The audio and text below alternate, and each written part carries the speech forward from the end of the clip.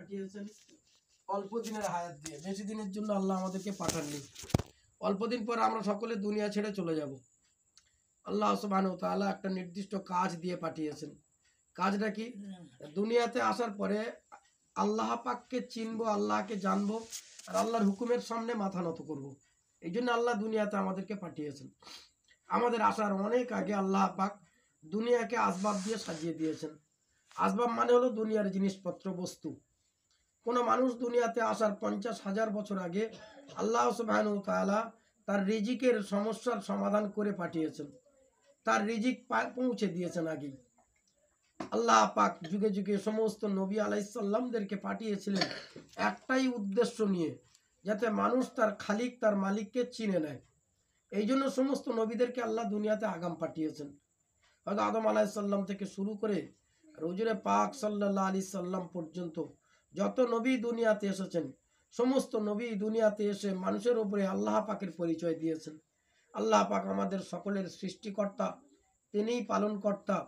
তিনি আমাদের জন্ম থেকে মৃত্যু পর্যন্ত দুনিয়াতে পালন করছেন, আর আমাদের পালনের জন্য গোটা দুনিয়াকে তিনি আমাদের সাজিয়েছেন।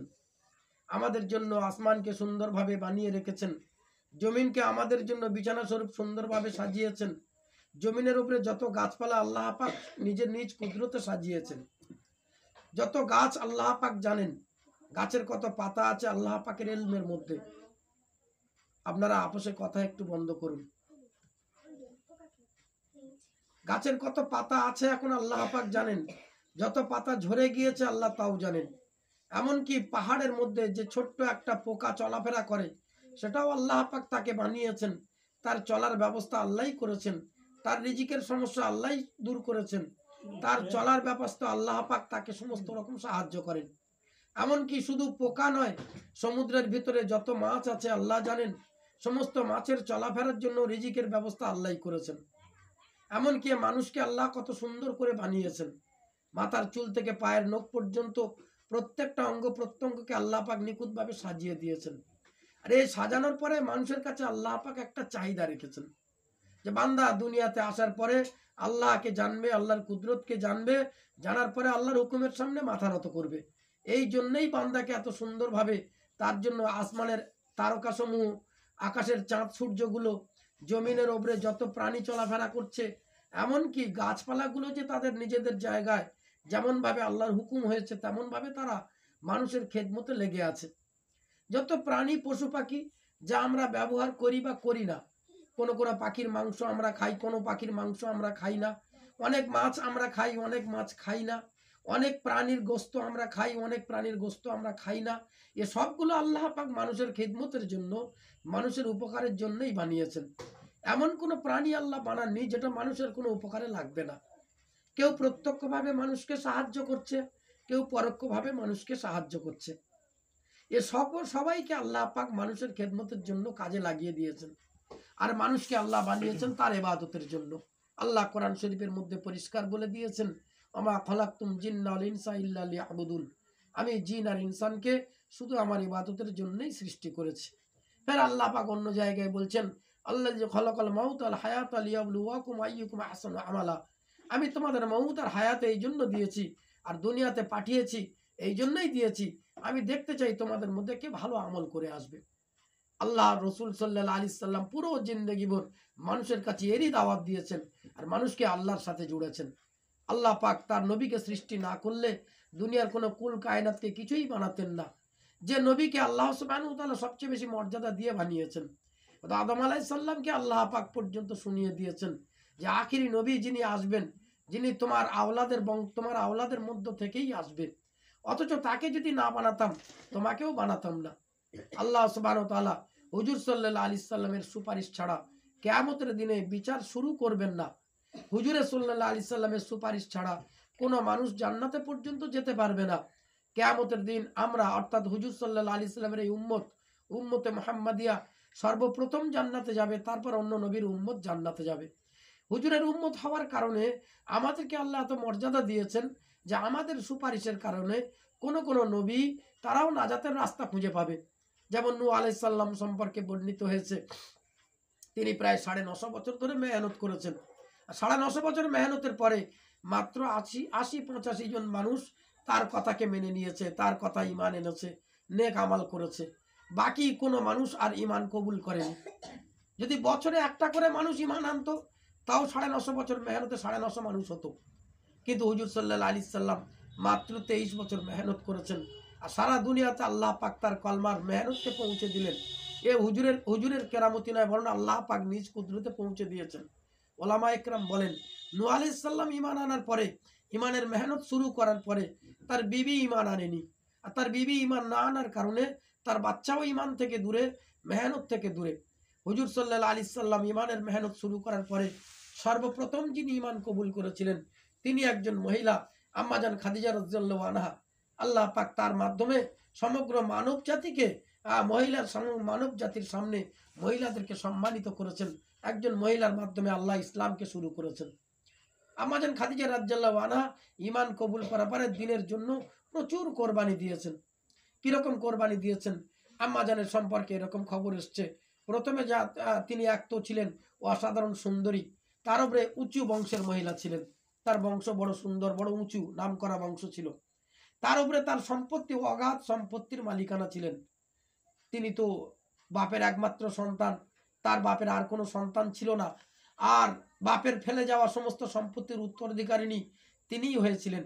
যেখানে তার প্রথম বিবাহ দেওয়া হয়েছিল, সে স্বামী অল্প দিনের মধ্যে মারা যায় নিঃসন্তান অবস্থায়। স্বামীও ছিলেন ধনী লোক, আর তার রেখে যাওয়া সমস্ত সম্পত্তির মালিকানা তিনিই হয়েছিলেন। আবার দ্বিতীয়বার তাকে বিবাহ দেওয়া হয়েছিল, সেখানেও অল্প দিন পরে তার স্বামী মারা যায়। সেখানে নিঃসন্তান অবস্থায় থাকাতে তার সমস্ত সম্পত্তির মালিকানা তিনি হয়েছিলেন। এই রকম ৩ পুরুষের সম্পত্তির মালিকানা। তখনকার দিনে আরবে সবচাইতে বেশি মর্যাদা সম্পন্ন দামি মানুষ মনে করা হতো তাদেরকে, যাদের কাছে সম্পদ বেশি থাকতো। আম্মাজান খাদিজা রাদিয়াল্লাহু আনহার কাছে অগাধ সম্পত্তি ছিল, তার উপরে তিনি ছিলেন অসাধারণ সুন্দরী, আর তার উপরে তিনি ছিলেন উঁচু বংশের মহিলা, আর তার উপরে অত্যন্ত উচ্চ আখলাক সম্পন্ন। তাকে তাহেরা বলা হতো, তার বংশের লোকেদের বনু তাহেরা বলা হতো। তাহেরা মানে পবিত্রা, অর্থাৎ তিনি নিষ্কলুষ, তার চরিত্রের কোনো খুঁত ছিল না। সেই রকম একজন মহিলা যখন হুজুর সাল্লাল্লাহু আলাইহি সাল্লামকে বিবাহ করেন, হুজুরের বয়স মাত্র 25 বছর। হুজুরের বংশ মর্যাদা নিঃসন্দেহে বড় উঁচু বংশ ছিল, হুজুরের আখলাকও বড় সুন্দর ছিল। কিন্তু হুজুর সাল্লাল্লাহু আলাইহি সাল্লামের দুনিয়াতে কোনো মাল সম্পদ ছিল না, এতিম ছিলেন। জন্মাবার বহু পূর্বে তার আব্বা ইন্তেকাল করেছেন, আর জন্মের অল্প কয়েক বছরের মধ্যে তার মা ইন্তেকাল করেন। তিনি দাদার কাছে মানুষ হন, দাদুর কাছে। আর তার দাদু অল্প কয়েক বছর পরেই দুনিয়া থেকে চলে যান। তারপরে চাচা আবু তালিবের কাছে তিনি বড় হন। এইরকম একজন এতিম সন্তান, যার দুনিয়াতে বাপও নেই, মাও নেই, আর দুনিয়াতে তেমন কোনো সম্পদ ছিল না, সেই রকম একজন মানুষকে শুধু আখলাকের অধিকারী দেখে, অত্যন্ত সুন্দর আখলাক, অত্যন্ত সুন্দর চরিত্র সম্পন্ন এইরকম একজন চরিত্রবান মানুষ দেখে আম্মাজান খাদিজা রাদিয়াল্লাহু আনহা বিয়ে করেছিলেন। ভেবে দেখেন, বিয়ে করার পরে এত অগাধ সম্পত্তির মালিকানা ছিলেন। হুজুর সাল্লাল্লাহু আলাইহি সাল্লাম হেরা গুহাতে বসে আল্লাহর ধ্যান করতেন, আল্লাহর সাথে সম্পর্ক করার চেষ্টা করতেন। আর ততদিন পর্যন্ত আম্মাজান ওই হেরা পর্বতে, যারা হজ করেছেন তারা খুব ভালো জানেন যে ওই হেরা পর্বতে কত বড় উঁচু রাস্তা, আর অত বড় উঁচু রাস্তাতে একজন সুস্থ মানুষের পক্ষে যাওয়া কত কষ্টকর। তিনি তার স্বামীর জন্য খাবার নিয়ে যেতেন সারা দিনে 2-3 বার করে, আর সেখানে গিয়ে তার খাবার দিয়ে আসতেন। যখন হুজুর সাল্লাল্লাহু আলাইহি সাল্লাম নবুয়ত পেলেন, আর নবুয়ত পাওয়ার পর থেকে সর্বপ্রথম যিনি ঈমান কবুল করেছেন আম্মাজান খাদিজা রাদিয়াল্লাহু আনহা। আর ঈমান কবুল করার পরে তার সমস্ত সম্পত্তি আল্লাহর দ্বীনের মেহনতের জন্য সম্পূর্ণরূপে খরচ করে দিয়েছেন। তিনি ইচ্ছা করলে ভালো ঘর বানাতে পারতেন, ইচ্ছা করলে নিজের ভালো গহনা বানাতে পারতেন, ইচ্ছা করলে নিজের ভালো কাপড় বানাতে পারতেন, গাড়ি বানাতে পারতেন। কোনো কিছুই বানাননি, শুধু আল্লাহর জন্যে, দ্বীনের হেফাজতের জন্য, দ্বীনের মেহনতের জন্য তার সমস্ত সম্পত্তিকে সম্পূর্ণরূপে আল্লাহর রাস্তায় ব্যয় করে দিলেন, হুজুরের খেদমতে পেশ করে দিলেন। এমনকি তিনি যখন দুনিয়া থেকে বিদায় নিচ্ছেন, বিদায় নেওয়ার পূর্বে দীর্ঘদিন ধরে হুজুর সাল্লাল্লাহু আলাইহি সাল্লামের সাথে দ্বীনের মেহনতের সাহায্য করেছেন, দ্বীনের মেহনতের জন্য তার সমস্ত কিছুকে কোরবানি করেছেন। আর যখন দুনিয়া থেকে বিদায় নিচ্ছেন, তখন তার ঘরে আলো জ্বালার মতো তেল ছিল না। কিরকম একজন ঘর তো ছিল খুব সাধারণ, একেবারে মানে ঝুপড়ির মতো। তিনি ইচ্ছা করলে বিরাট বড় বিল্ডিং বানাতে পারতেন, তা বানাননি। ভালো প্যারিস করা ঘর বানাতে, ঘরের মধ্যে ভালো আসবাব লাগাতে পারতেন, কোনো কিছুই না করে শুধু আল্লাহর জন্যে, আল্লাহর দিনের মেহনতের জন্য তিনি ঘরকে সাধারণ অবস্থায় রেখে চলে গেলেন। আর দুনিয়া থেকে বিদায় নেওয়ার সময় হুজুর সাল্লাল্লাহু আলাইহি সাল্লামের কাছে আরজু দরখাস্ত করছেন, ইয়া রাসূলুল্লাহ, ইয়া হাবিবাল্লাহ, আমি দুনিয়া থেকে চলে যাব, কবরে যাওয়ার পরে, কবরে সবাই মিলে যখন দাফন করে চলে যাবে, চলে যাবার পরে আপনি কিন্তু কবর ছেড়ে আসতে পারবেন না। কিছুক্ষণ সময় কবরে আমার কাছে অপেক্ষা করবেন, কবর আমার সাথে কি মামলা করে তবে জেনে আপনি আসবেন। ভেবে দেখেন, যে মহিলা দিনের জন্য এত বড় কোরবানি করলেন, যিনি ইসলামের প্রথম ঈমান কবুল করলেন, তিনি প্রথম ঈমানের গৌরব অর্জন করলেন, তিনি প্রথম ঈমান ওয়ালি ইসলামের মধ্যে, আর তার সমস্ত মাল সম্পত্তিকে আল্লাহর দিনের খেদমতে লাগিয়ে দিলেন, হুজুরের সাথে দিনের মেহনতে পুরো সময় দিলেন, হুজুরের খেদমতে পুরো জিন্দেগি লাগিয়ে দিলেন। কোনোদিন তিনি হুজুরের কাছে কোনো আবদার করেননি, অভাবের অভিযোগ করেননি। স্বামীর খেদমতে তিনি বন্ধুর মতো পাশে ছিলেন। কিরকম ভাবে সাহায্য করেছিলেন দিনের মেহনতের জন্য? ওলামারা বলেন যে একজন গার্জিয়ান হিসাবে যেমন তার ছেলেকে মানুষ আগলে রাখে দুনিয়ার বিপদ আপদ থেকে, আম্মাজান খাদিজা রাদিয়াল্লাহু আনহা ঠিক গার্জিয়ান যেরকম থাকে ঠিক সেই রকম ভাবে হুজুরকে আগলে রেখেছিলেন। আবার একজন বন্ধু হিসাবে যেমন বন্ধুকে সাহায্য করে, যেভাবে বন্ধুর সাথে মেশে, খাদিজা রাদিয়াল্লাহু আনহা ঠিক বন্ধুর মতো হুজুরকে সাহায্য করেছিলেন। ঠিক তেমনি ভাবে স্বামীকে যেভাবে তার বিবিরা যেরকম হেফাজত করে, তার মঙ্গল কামনা করে, তার সব দিক থেকে সুপরামর্শ দেয়, আম্মাজান খাদিজা রাদিয়াল্লাহু আনহা সেইভাবে তার স্বামীকে পুরো যত্ন করেছিলেন। তো একজন স্বামী হিসাবে, একজন বন্ধু হিসাবে, একজন গার্জিয়ান হিসাবে সব দিক থেকেই তার স্বামীকে, হুজুর সাল্লাল্লাহু আলাইহি সাল্লামকে সাহায্য করেছেন। তারপরেও তিনি যখন চলে যাচ্ছেন, কবরে যাওয়ার আগে ভয় পাচ্ছেন। কেন না, কবর আমার সাথে কি মামলা করে? কারণ আল্লাহ রসুল শুনিয়েছেন, কবর প্রত্যেকটা মানুষের আমলের সিন্ধুক। দুনিয়াতে যে যাই করুক না কেন, তার আমাল সঙ্গে যাবে, কোনো আসবাব সঙ্গে যাবে না। যত ভালো গহনা বানান, যত ভালো কাপড় বানান, যত ভালো বিল্ডিং বানান, কোথাও আপনাকে রাখবে না, কোনো গহনা আপনার সাথে দেবে না। আপনার হাতে একটা মাদুলি থাকলেও খুলে নেবে, কেউ আপনার সাথে কিছুই দেবে না, আর আপনার সাথে কেউ যাবে না। শুধু আপনার আমলটা আপনার সঙ্গে থাকবে। যেমন আমাল করবেন তেমন আমাল যাবে। আপনি যদি নেক আমাল করেন, নেক আমাল যাবে, বদ আমাল করলে বদ আমাল যাবে। এরকম কোনো সিস্টেম নেই যে আমার ইচ্ছা মতো আমি বদ আমালগুলোকে এখানে রেখে যাব আর নেক আমালটা নিয়ে যাব, তাও হবে না। আম্মাজান খাদিজা রাদিয়াল্লাহু আনহা এইরকম ভাবে এত মেহনত করার পরে কবরে যাওয়ার আগে এইরকম ভয় পাচ্ছেন। আর আমরা এমন কি হলাম যে আমরা কবরে যাওয়ার আগে সম্পূর্ণ বেফিকির হয়ে আছি, ভাবছি কবরে কোথাও যেতেই হবে না। আজ আমাদের ঘরগুলোকে কত সুন্দর আসবাব দিয়ে সাজাচ্ছি, ঘরের ভিতরে কত রকমের আসবাব, কত রকমের জিনিসপত্র, ভাবছি দুনিয়ার মানুষ আসবে, ঘরকে দেখবে, সুন্দর বলবে, ভালো বলবে, তাতে আমার আপনার কি যায় আসে? এ ঘর ছেড়ে তো আমরা চলে যাব, এ ঘরে থাকবো না। আর মৌতের পরে যদি বাড়ির লোকেদের এইরকম বলা হয়, এই ঘরটা উনি কত সুন্দর করে সাজিয়েছিলেন, তো ওনার কবরটা এই ঘরের উঠোনে দেওয়া হোক, তাতেও কেউ রাজি হবে না। সব সেই একেবারে অন্ধকার কবরস্থানে, বাঁশবাগানে, ওখানেই দিয়ে আসবে। এ কথা এছাড়া আর কেউ কিছু করবে না।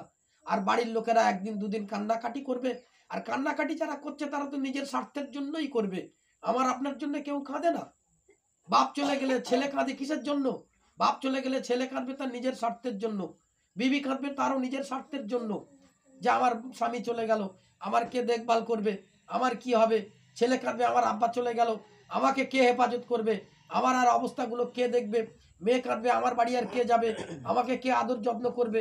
কেউ একথা চিন্তা করে না। আমার আব্বা দুনিয়া থেকে চলে গেল, আমার মা দুনিয়া থেকে চলে গেল, তারা কবরে কি নিয়ে গেল? কিছুই তো নিয়ে গেল না। কবরে তাদের সাথে কি মামলা হবে? হুজুর সাল্লাল্লাহু আলাইহি সাল্লাম শুনিয়েছেন, প্রত্যেকটা ব্যক্তির জন্য কবর চাপ দেবে, প্রত্যেকটা ব্যক্তির জন্য কবর চাপ দেবে। যারা মোমেন মোমেনাত হবে, নেক আমাল করবে, কবরের চাপ তাদের কাছে ওই রকম হবে যেমন মা তার বাচ্চাকে বুকে চেপে ধরে আদর করে, যত্ন করে, ওই রকম চাপ মনে হবে। আর যারা ফাসেক, গুনাহগার, যারা বদ আমল করে দুনিয়া থেকে নিয়ে বিদায় নিয়েছে, তাদের জন্য কবরের চাপ ওই রকম হবে যেমন পাঁজরের হাড়গুলো একটা আরেকটার মধ্যে ঢুকে যাবে। এমনকি তার কবরে মারাত্মক যে আযাব হবে।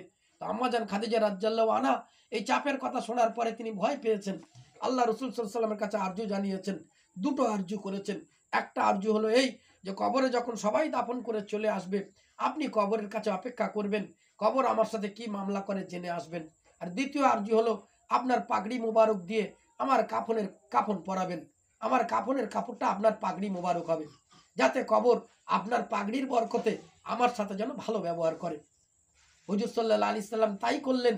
তারপরে যখন দেখলেন যে কবর দুই দিক থেকে চাপ দেওয়া শুরু করেছে, হুজুর সাল্লাল্লাহু আলাইহি সাল্লাম কবরের উপরে উপুড় হয়ে শুয়ে কবরের দুই দিকের দেওয়াল নিজের শক্তি ধরে চেপে ধরেছিলেন।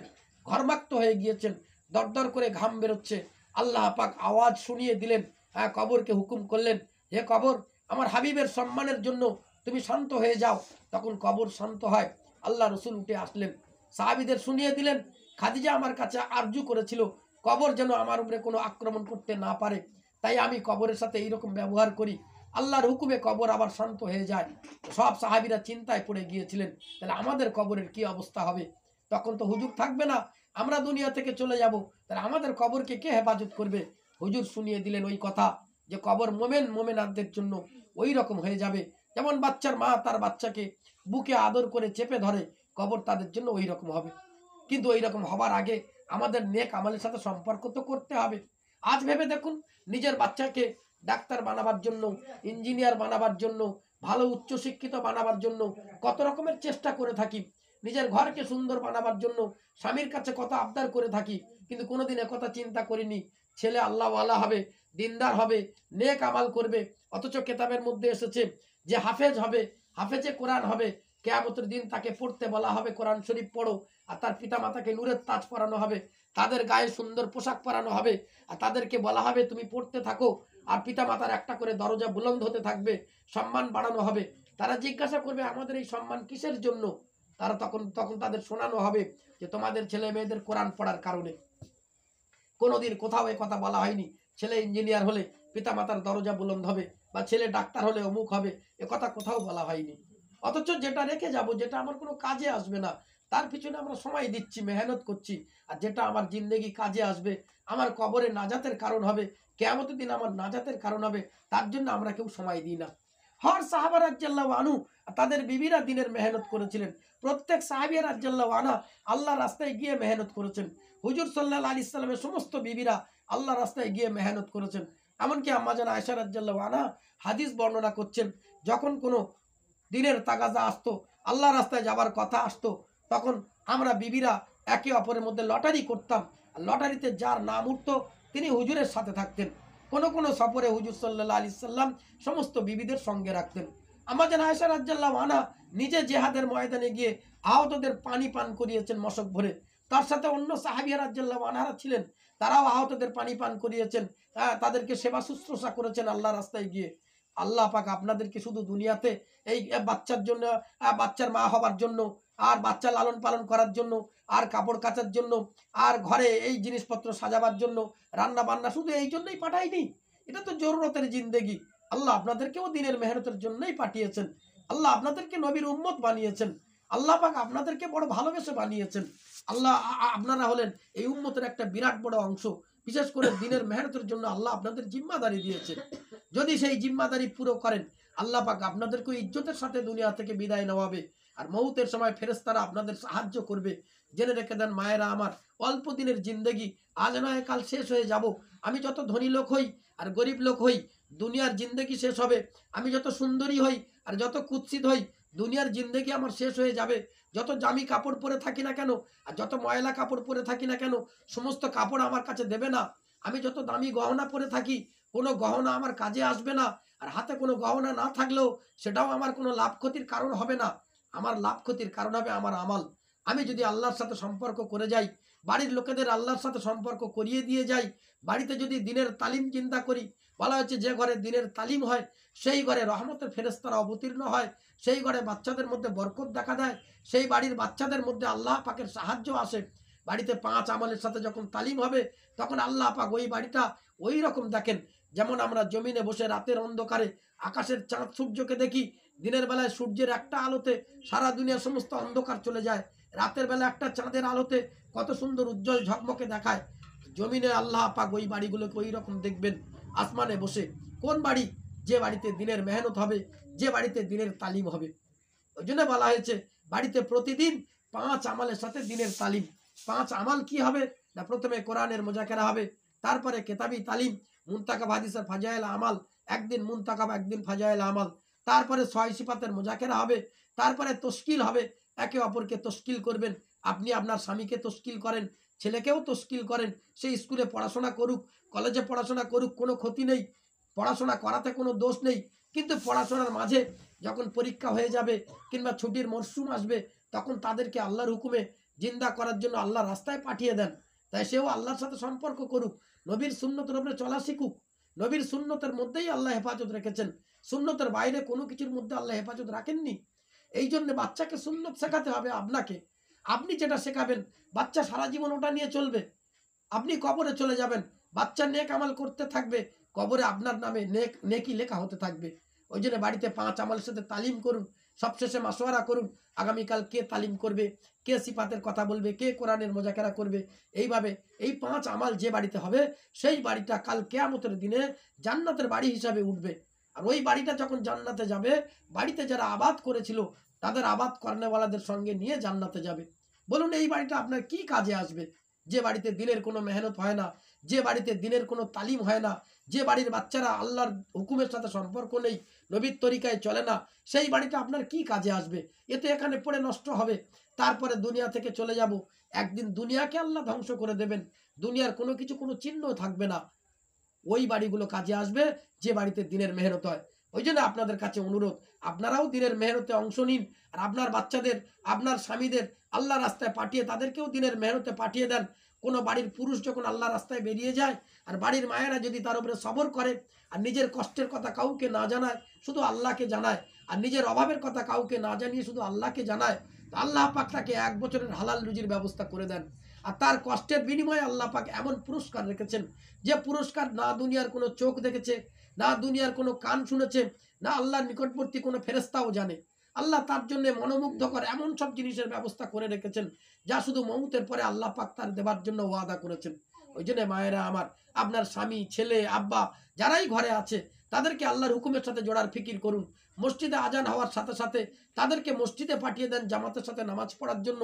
বাড়ির ছেলে মেয়েকে নামাজের তরগিব দেন, তাদেরকেও আল্লাহর হুকুমের দিকে আগে বাড়িয়ে দেন।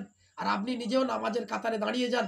আপনি নিজে ঘরের ভিতরে নামাজের মসল্লা বিছিয়ে নামাজে দাঁড়ান। ছোট বাচ্চা বাচ্চি থাকলে তাকেও সঙ্গে নিয়ে নামাজে দাঁড়ান। সে এখন থেকে নামাজের ট্রেনিং নিক, সে বড় হবে ওই অবস্থা থেকে। তারপরে যখন দুনিয়া থেকে চলে যাবেন, ওটা আপনার কাজে যাবে। দ্বিতীয় জিনিস, আপনার স্বামীকে আল্লাহ রাস্তায় পাঠিয়ে দেওয়া। আপনি যখন আপনার স্বামীকে আল্লাহ রাস্তায় পাঠিয়ে দেবেন, তার ব্যাগ গুছিয়ে দেবেন, তার গুছিয়ে দেওয়ার কারণে তিনি আল্লাহ রাস্তায় গিয়ে যত মেহনত করবেন, যত নেক আমাল করবেন, সমস্ত নেক আমালের সওয়াব আপনার আমলনামায় ঘরে বসে বসে আপনি পেয়ে যাবেন। এই জন্য মায়েরা আমার, সময় খুবই সংক্ষেপ, এখনই ছেড়ে দিচ্ছি। কথা হলো যে আগামী 21শে ডিসেম্বর থেকে মগরাহাটের স্কুল মাঠের বড় ইজতেমা প্রতি বছর হয়। দিল্লির আকাবিরিন হজরতরা এই সময় আসেন নিজামুদ্দিন থেকে।